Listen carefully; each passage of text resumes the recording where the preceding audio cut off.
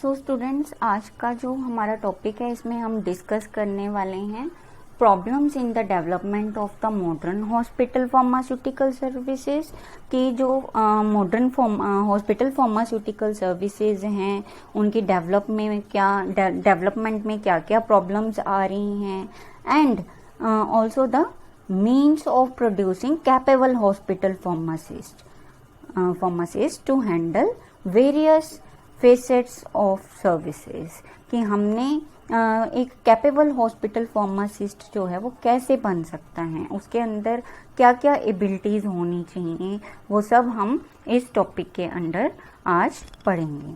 तो problems, first of all is the problems in the development of the modern hospital pharmaceutical services. अब देखो कि जैसे जैसे मॉडर्न टेक्नोलॉजीज आ रही हैं तो जो हमारी फार्मेसी है उसमें भी डेवलपमेंट होनी चाहिए, बट उतनी डेवलपमेंट नहीं हो पा रही है। What is the reason behind this? क्यों ये प्रॉब्लम आ रही है, क्यों ये दिक्कत आ रही है कि modern hospital pharmaceutical services develop नहीं हो पा रही हैं? इसके लिए पहला रीज़न तो ये है कि जो मेडिकल प्रोफेशन है fails to realize that a modern competent pharmacist is in a position to provide the type of service described above। जो भी हमने ऊपर जो सर्विसेज पढ़ी हैं कि फार्मासिस्ट ये ड्यूटी परफॉर्म करता है, जैसे मेडिकल रिकॉर्ड मेंटेन करने, storage and supply of drugs, है ना, प्रॉपर इंश्योर करना क्वालिफिकेशन ऑफ जूनियर स्टाफ, है ना, ये सब जो ड्यूटीज़ हैं वो मतलब प्रॉपरली वो परफॉर्म कर रहा है या नहीं कर रहा है, वो डिपेंड करता है कि उसको नॉलेज कितनी है। अब इस फर्स्ट स्टेप में ये बताया हुआ है कि जो मेडिकल प्रोफेशन जो है, मेडिकल प्रोफेशन में मेडिकल स्टाफ आ जाता है, वो क्या है, फेल्स टू रियलाइज, उनको ये रियलाइज ही नहीं हो पाता कि जो आज का जो फार्मासिस्ट है ना, कॉम्पिटेंट फार्मासिस्ट जो इन्होंने बताया हुआ है, वो क्या कर सकता है, प्रोवाइड कर सकता है टाइप ऑफ सर्विसेज जो ऊपर ये अभी हमने डिस्कस की। वो क्यों नहीं वो रियलाइज कर पाता, क्यों वो फेल हो जाता है टू रियलाइज दैट?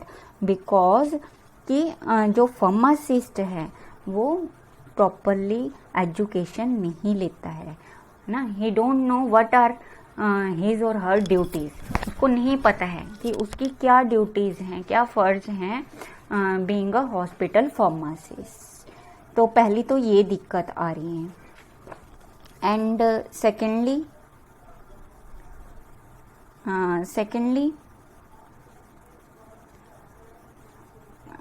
स्लाइड नज़र आ रही है सबको?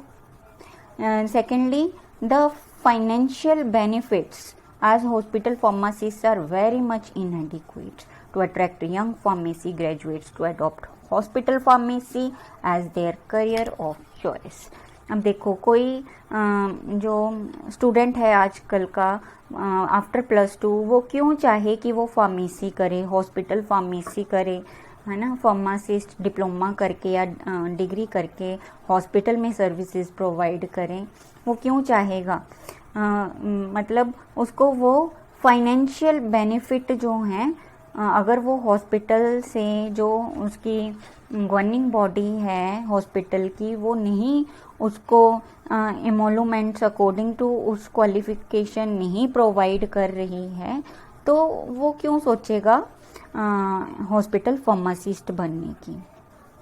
तो एक कारण ये भी है कि जो हमारे स्टूडेंट्स हैं आफ्टर +2 फार्मेसी करने के बाद, अगर वो फार्मेसी कर भी रहे हैं तो वो हॉस्पिटल में ना जाने की बजाय फार्मास्यूटिकल इंडस्ट्री में जाना पसंद करेंगे, है ना, as a production personal in the field of quality control जाना चाहेंगे, इन द ड्रग इंडस्ट्री, और एज मेडिकल रिप्रेजेंटेटिव या वो मेडिकल रिप्रेजेंटेटिव का रास्ता चुन लेते हैं, या फिर डिटेलमैनशिप का काम सीख लेते हैं। उनको ये है कि यहाँ से उनको ज़्यादा फाइनेंशियल बेनिफिट्स मिलेंगे। तो एक कारण ये भी है कि हॉस्पिटल फार्मेसी जो है वो डेवलप नहीं हो पा रही है in a modern way. Third is जो हमारी यूनिवर्सिटीज़ हैं और फार्मेसी कॉलेजेस हैं, इनके जो सिलेबस हैं, एकेडमिक कोर्स हैं, उसके अकॉर्डिंग वहाँ पे ट्रेनिंग और बच्चों को टेक्निकल नॉलेज नहीं दी जाती। बट कुछ इंडस्ट्रीज, कुछ यूनिवर्सिटीज़ एंड कुछ जैसे पीसीआई के अंडर यूनिवर्सिटीज़ हैं, वहाँ पे प्रॉपर जो है सब्जेक्ट करिकुलम्स डिज़ाइन किए हुए हैं जिससे कि बच्चों को मैक्सिमम नॉलेज जो है मिल सके। उनके सिलेबस में देखो, जैसे आप पढ़ रहे हो हॉस्पिटल फार्मेसी, ये सब्जेक्ट भी ऐड किया हुआ है ताकि उनको पता चले कि हॉस्पिटल में फार्मासिस्ट की क्या क्या ड्यूटीज़ हैं, क्या क्या रिस्पॉन्सिबिलिटीज़ हैं, हॉस्पिटल्स क्या होते हैं, वहाँ पे फार्मेसी जो है उसका क्या सेटअप होता है, उसकी क्या इंटरेक्शंस है विद अदर डिपार्टमेंट्स, उसके क्या क्या रोल्स हैं, है ना। तो वो सब तभी हो सकता है। तो ओवरऑल अगर देखा जाए तो जो है it seems appropriate to make an attempt to create a suitable climate in the minds of those who manage the affairs of hospitals such that they recognize pharmaceutical services is as important as having operation theaters or nursing services। अब जो हमारे जो administrative level पे हैं उनको ये सोचना चाहिए कि जो फार्मास्यूटिकल सर्विसेज हैं वो भी इम्पॉर्टेंट सर्विसेज हैं, जैसे ऑपरेशन थिएटर इम्पॉर्टेंट है या नर्सिंग सर्विसेज इम्पॉर्टेंट हैं। तो अकॉर्डिंगली उनको वैसा जो एम्प्लॉयज़ आते हैं फार्मेसी डिपार्टमेंट को जो बिलोंग करते हैं उनको वैसा एनवायरनमेंट देना चाहिए, उनको काम करने में दिक्कत ना आए वहाँ पे, और उनको प्रॉपर एमोलूमेंट्स जो हैं, उनकी जो सैलरी है उतनी फार्मासिस्ट को वो दे, है ना, जो वहाँ पे वो एम्प्लॉयमेंट में आ रहे हैं जो फार्मासिस्ट। देन ऑल्सो जो हमारा जो फार्मासिस्ट है जिसको आगे एम्प्लॉय बनाया गया है एक पर्टिकुलर हॉस्पिटल में, वो अपनी ड्यूटीज़ को समझे कि उसको क्या काम करना है, वो अपना काम अपनी सर्विस जो है वो प्रॉपर डेडिकेशन से दे, है ना, ताकि जो पेशेंट केयर का जो मेन मोटिव है वो सोल्व हो सके। तो अब देखो नीचे के लेवल वाले जो हैं पर्सन्स, अगर वो अपनी ड्यूटीज़ प्रॉपरली परफॉर्म करेंगे और जो मेडिकल प्रोफेशनल्स हैं जैसे डॉक्टर्स हैं या नर्सेज हैं, उनको भी प्रॉपरली जो भी वो ड्रग्स हैं, फॉर्मूलरी हैं, उनके बारे में एजुकेशन देंगे, है ना। एंड जो हमारे डॉक्टर्स हैं उनको लगेगा कि नहीं, जो हमारे फार्मासिस्ट हैं वो हमें भी कुछ ड्रग्स की एजुकेशन दे रहे हैं, वो actually they are educated, then it means तो ये हमारी जो मॉडर्न हॉस्पिटल फार्मास्यूटिकल सर्विसेज हैं इनको डेवलप करने की प्रॉब्लम है वो ऑटोमेटिकली सॉल्व हो जाएगी। ठीक है। Next is the means of producing capable hospital pharmacist to handle various facets और सर्विसेज। अब देखो हॉस्पिटल फार्मासिस्ट एक कैपेबल मतलब एक एबल फार्मासिस्ट बने, उसके लिए क्या क्या मीन्स हैं जो उसको बना सकते हैं। भाई इसके लिए तो एक ही मीन है, एक ही रास्ता है, एक ही साधन है कि वो फार्मासिस्ट जो है वो वेल एजुकेटेड होना चाहिए। उसने अपनी एजुकेशन जो फार्मेसी का जो कोर्स है जो पीसीआई ने डिज़ाइन किया है उसके अकॉर्डिंग उसने एक्चुअल में अगर वो क्वालिफिकेशन लेता है, समझता है हर एक तरीके को, डेडिकेशन के साथ पढ़ाई करता है, तो उसको अपने काम को भी अच्छे से करने में कोई दिक्कत नहीं आएगी। अब देखो इसमें भी देखो आप लिखा हुआ है ना, education of high quality and standards is one of the important means of achieving the above objectives, जो भी हम पिछली क्लासेस में पढ़ चुके हैं objectives, main objective of the hospital pharmacist, main functions of the hospital pharmacist, उसकी क्या क्या ड्यूटीज़ हैं, है ना, वो तभी परफॉर्म करेगा अगर वो वेल एजुकेटेड होगा। तो मतलब next is more specifically the well qualified hospital pharmacist जो है उसमें अब अपने आप ही एबिलिटीज़ आ जाएंगी, और वो एबिलिटीज़ क्या हैं वो 1 बाय 1 इसमें आगे डिस्कस की हुई हैं। First is in the first point is thorough knowledge of drugs and their actions. अब फार्मासिस्ट को अगर वो वेल एजुकेटेड है उसको क्या नॉलेज हो जाएगा, क्या एबिलिटी उसमें आ जाएगी कि वो ड्रग्स को उसको थोरो नॉलेज हो जाएगी, कोई भी ड्रग जो पेशेंट केयर में यूज़ हो रही है उसकी, है ना, अच्छे से उसको नॉलेज होगी, और उसके एक्शंस भी उसको पता होगा। अब एक्शंस में उसके फार्माकोलॉजिकल एक्शंस आ जाते हैं, उसकी केमिस्ट्री आ जाती है, टॉक्सिकोलॉजिकल एक्शंस आ जाते हैं, साइड इफ़ेक्ट्स आ जाते हैं। अब ड्रग की स्टेबिलिटी कैसी है वो भी उसको अच्छे से पता होगा। मतलब जो भी इंफॉर्मेशंस है that are related to drugs वो सब उसको पता होगा, ठीक है। तो इस तरह से वो अगर उसको खुद नॉलेज होगी तो वो अदर स्टाफ्स के साथ भी अच्छे से अपनी ड्रग्स की जो इंफॉर्मेशन है उसको शेयर कर सकता है, और उनको भी आगे वो बता सकता है अपनी ड्रग्स की जो प्रॉपर यूसेज है उसके बारे में। अब the hospital is an excellent institution and an educational laboratory for physician and the pharmacist carrying out an obligation to provide necessary and fully authoritative information on drugs, ठीक है। Hospital जो है वो एक तरह से एक एजुकेशनल लेबोरेटरी भी है, एक इंस्टीट्यूट है, किसके लिए, जैसे फिजिशियंस के लिए, फार्मासिस्ट के लिए, और क्या कहते हैं नर्सेज के लिए हैं, और भी कई डिपार्टमेंट्स उनके लिए। तो क्योंकि प्रैक्टिकल वर्क हो रहा है ना, तो प्रैक्टिकली वर्किंग टाइम में वो जो वहाँ पे वर्कर्स हैं वो अपने आप वो एजुकेशन से रिलेटेड हैं ना, जुड़े हुए हैं। तो more new development in drug therapy often takes place in hospitals. अब न्यू थेरापीज जो हैं वो कई बार आ जाती हैं which again require the pharmacist to serve as the most suitable person for information concerning the correct and proper use to drug.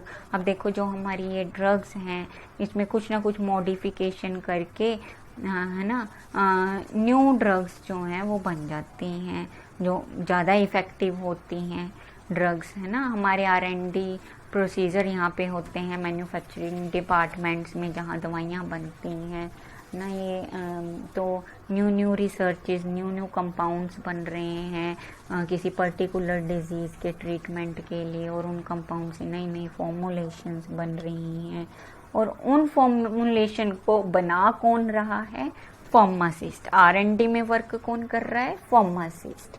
तो जो फार्मासिस्ट होता है उसको ओवरऑल नॉलेज होती है ड्रग की प्रॉपर प्रोसेसिंग की, है ना, ड्रग प्रोसेसिंग की।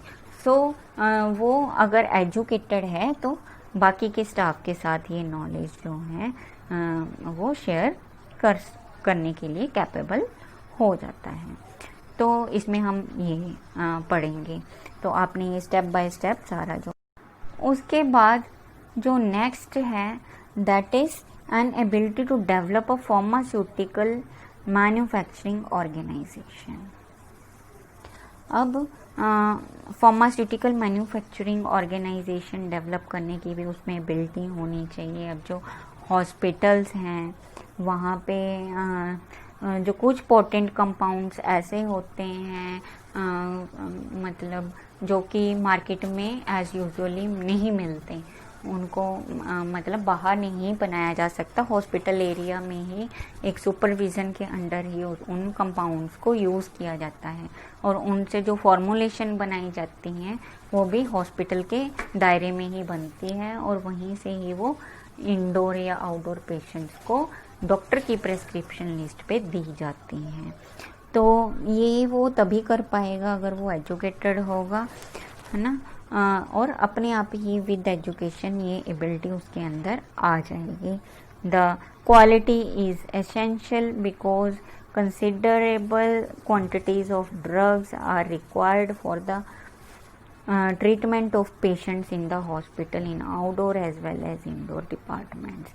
अब देखो मैन्युफैक्चरिंग जब करनी है उसने, तो वो मैन्युफैक्चरिंग इस ढंग से करे कि प्रॉपर क्वालिटी जो है उसको वो मेंटेन करे, जो भी फॉर्मुलेशन वो बना रहा है, क्वालिटी स्टैंडर्ड्स. तो इट मीन साथ ही साथ वो R&D वर्क भी यहाँ पे कर रहा है मैन्युफैक्चरिंग के साथ साथ. तो न्यू जो मेथड्स हैं, मेथडोलॉजी है, वो डेवलपमेंट, उसकी डेवलपमेंट जो है वो मैन्युफैक्चरिंग डिपार्टमेंट के अंदर जब वो वर्क करेगा according to the education he has gained, है ना, जो भी एजुकेशन उसने ली है, तो तभी वो वहाँ पे प्रॉपरली वो वर्क करेगा. Next is third point is an adequate knowledge and information on control procedures. अब जो कंट्रोल प्रोसीजर्स हैं,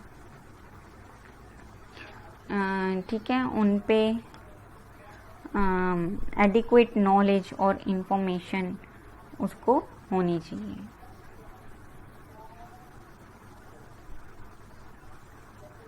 ठीक है, एडिक्वेट नॉलेज होनी चाहिए एंड इंफॉर्मेशन होनी चाहिए ऑन कंट्रोल प्रोसीजर्स. अब कंट्रोल प्रोसीजर्स क्या हैं कि ड्रग्स जो स्टोर्ड हैं हॉस्पिटल में ऑलरेडी, वो स्टोर्ड मेडिसिन स्टॉक से कितना बाहर जा रही हैं और कितनी न्यू मैन्युफैक्चरिंग डिपार्टमेंट से आ रही है ना, वो सारा ये कंट्रोल रखता है, उसको मेंटेन करके रखता है स्टॉक को. अब मैन्युफैक्चरिंग डिपार्टमेंट में भी उतनी मेडिसिन ही मैन्युफैक्चरिंग के लिए दी जाएंगी जितना कि जो है रिक्वायरमेंट है पेशेंट प्रेस्क्रिप्शन के अकॉर्डिंग. तो ये कैसे मेंटेन किया जाता है, मेडिकल रिकॉर्ड्स जो बनाए जाते हैं ना, उससे उसको इसकी इंफॉर्मेशन मिल जाती है. तो ये आपने पढ़ लेना है. उसके बाद next is ability to administer and manage a hospital. अब उसके अंदर अगर वो एजुकेटेड है उसमें अपने आप एबिलिटी आ जाती है to administer and manage a hospital. Hospital आपको मैंने जैसे बताया था कि किसी भी डिपार्टमेंट की बात है तो उसका जो हेड होता है वो एडमिनिस्ट्रेशन का पार्ट होता है, जो हॉस्पिटल की मेन एडमिनिस्ट्रेशन है उसका पार्ट होता है. तो वो जो है उसमें एबिलिटी होती है to administer and manage a hospital. Like A point में देखो, जैसे planning and integrating pharmacy policies with medical, nursing and other services. अब देखो वो प्लान करता है और इंटीग्रेट करता है फार्मेसी पॉलिसीज़ को, जो भी फार्मेसी पॉलिसीज़ बनाई हैं पेशेंट केयर के लिए कि कैसे कैसे काम करना है, उन सब को वो आगे शेयर करता है.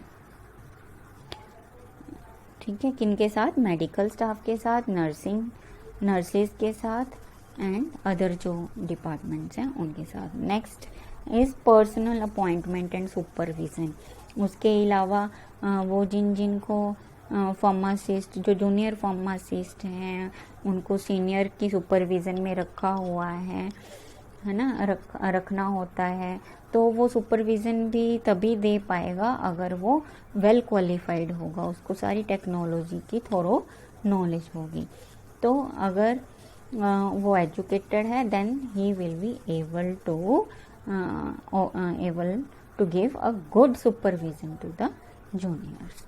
सी पॉइंट में आ जाएगा stock control and record keeping. Stock control and record keeping अगर उसने प्रॉपरली की होगी तो वो किस में हेल्पफुल है. रिकॉर्ड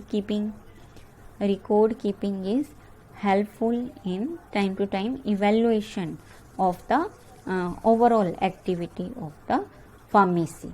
जो हॉस्पिटल फार्मेसी के जो काम हो रहे हैं, है ना, जैसे क्या क्या काम हो रहा है, डिस्पेंसरी में क्या एरिया में क्या काम हो रहा है, मैन्युफैक्चरिंग एरिया में क्या काम हो रहा है, देन जहाँ पे स्टॉक रखा हुआ है स्टोर कीपिंग कैसे हो रही है, फाइनेंस मैनेजमेंट कैसे हो रही है।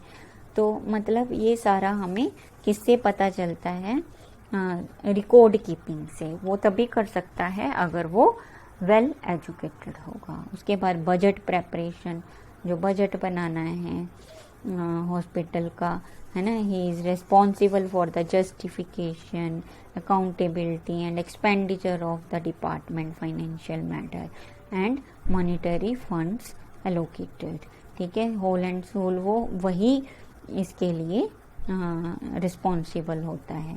तो वो सब भी ये तभी कर सकता है अगर वो वेल क्वालिफाइड होगा। उसके बाद देखो इसमें एबिलिटी होती है to conduct teaching and in service training scheme. अब देखो अब अगर वो एजुकेटेड है तभी वो उसको थोरो नॉलेज होगी अपने जो भी उसने पढ़ा है फार्मेसी लेवल पे, जो कोर्स उसने किया है, और अपने कोर्स की अगर उसको फुल नॉलेज होगी तो वो आगे जो ट्रेनिंग देनी है अदर डिपार्टमेंट्स को, उसमें भी वो बड़े अच्छे से पार्टिसिपेट कर सकता है। द चीफ फार्मासिस्ट और pharmacist under his direction plans and presents the pharmaceutical contributions to teaching activities in hospitals. He may prepare lectures and demonstrations for nursing staff covering such aspect as storage of drugs, proper use of drug, dosage forms and pharmaceutical mathematics, where pharmaceutical mathematics is required in किस में requirement होती है pharmaceutical mathematics की, जो हमारी जो drugs होते हैं उनकी कैलकुलेशन, डोज कैलकुलेशन में।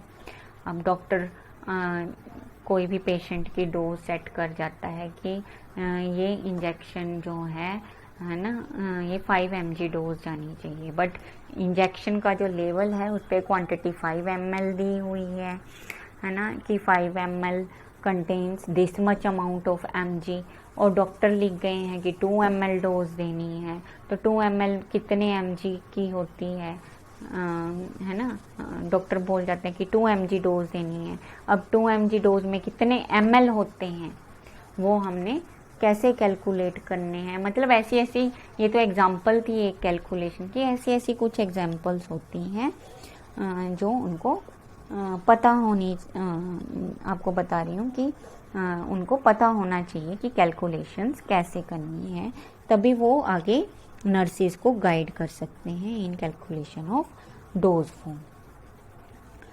तो उसके बाद ability to conduct and participate in research. अब इनको क्या होना चाहिए कि कोई रिसर्च वर्क है, R&D वर्क है, उसके कंडक्शन में और वो कैसे पार्टिसिपेट करे, है ना। तो अगर वो पढ़ा लिखा है अच्छे से, है ना, उसको नॉलेज है, तो उसके अंदर अपने आप ये एबिलिटी आ जाती है R&D वर्क की। अब hospital pharmacist role in research में भी 2 मेजर टाइप्स हो सकती हैं। रिसर्च किस में हो सकती है, participation as a team member in medical research, एक मेडिकल रिसर्च में वो टीम मेंबर बन सकता है, जैसे फार्माकोलॉजिस्ट होते हैं हमारे, and performance of pharmaceutical research, और खुद जो अपना फार्मेसी का डिपार्टमेंट है उसमें वो रिसर्च वर्क कर सकता है। कैसे रिसर्च वर्क कर सकता है अपने डिपार्टमेंट में वो, जैसे कोई डोज सेट करना, बायो अवेलेबिलिटी ऑफ ड्रग देखना। बायो अवेलेबिलिटी मतलब कि कितने टाइम में जो ड्रग है वो एब्जॉर्ब होके अपना मेन जो मेडिसिनल इफेक्ट है वो शो कर देती है ड्रग, तो वो देखना, तो ये भी उसकी ड्यूटी में आ जाता है। देन इसमें आ जाता है performance of pharmaceutical research. In some cases they may be both combined, ठीक है, दोनों काम वो करता है। एक तो क्या है, मेडिकल रिसर्च जो है उनमें पार्टिसिपेट करता है। मेडिकल रिसर्च में वो देखेगा कि पेशेंट को कैसे, पेशेंट पे ड्रग ने क्या किया, है ना, और ड्रग पे पेशेंट ने क्या किया। ड्रग में पेशेंट का जो सिस्टम है उसने क्या इफेक्ट किया, और ड्रग ने पेशेंट के ऊपर क्या इफेक्ट किया, है ना। ये फार्माकोडायनेमिक एंड फार्माकोकाइनेटिक प्रॉपर्टीज हैं। ये आप अपने जो फार्माकोलॉजी का सब्जेक्ट होगा उसमें आपको पढ़ाया जाएगा अच्छे से, ठीक है, तो वहाँ आप अच्छे से पढ़ लेना। And then is in the first role, अब जो फर्स्ट रोल है, the hospital pharmacist collaborates with the principal investigator और serves as co investigator in designing and conducting research activities involving the use of drugs। देखो आगे ना कि drug का use कैसे कर रहे हैं, है ना। And in double blind studies he may hold the key to the identity of drugs being used, and the pharmacist is required to maintain information on the chemistry, then pharmacology, posology and toxicology of compound under trial. जो भी trial में दिए हुए, जैसे clinical trial चल रहे हैं, जैसे अभी कोविड-19 के लिए वैक्सीन बन रही है, तो जो जो फॉर्मुलेशंस बन रही हैं उनको पहले क्लिनिकल ट्रायल में भेजा जाता है। तो मतलब clinical trial is also the part of research work, तो उसमें भी हमारे फार्मासिस्ट जो हैं वो रोल प्ले करते हैं। तो वो तभी कर पाएंगे ये सब काम अगर वो एजुकेटेड होंगे, प्रॉपरली एजुकेटेड होंगे। तो ओवरऑल कंक्लूजन क्या है कि ये जो हमने पढ़ा कि जो मॉडर्न हॉस्पिटल फार्मास्यूटिकल सर्विसेज हैं इनको हमें हॉस्पिटल में डेवलप करना है। ये तभी पॉसिबल हो पाएगा अगर वो एजुकेटेड होगा। अगर वो प्रॉपरली एजुकेटेड है तो वो एबल होगा हर एक अपनी रिस्पॉन्सिबिलिटी को अच्छे से निभाने के लिए। लाइक उसको थोरो नॉलेज भी होगी ड्रग्स और उनके एक्शंस की, और उनमें एबिलिटी होगी to develop a pharmaceutical manufacturing organisation, and उनको एडिक्वेट नॉलेज हो एंड इंफॉर्मेशन होगी ऑन कंट्रोल प्रोसीजर, है ना, प्रोसीजर्स कैसे उसने स्टॉक कंट्रोल करना है। देन उसमें एबिलिटी होगी एडमिनिस्ट्रेशन की एंड हॉस्पिटल मैनेजमेंट की, एंड देन वो एबल होगा to conduct teaching and in service training scheme, ना, टीचिंग में उसका नर्सेज, फिजिशियंस, है ना, एंड जूनियर फार्मासिस्ट उनको ड्रग थेरापी के बारे में इंफॉर्मेशन वो अच्छे से प्रोवाइड कर सकता है।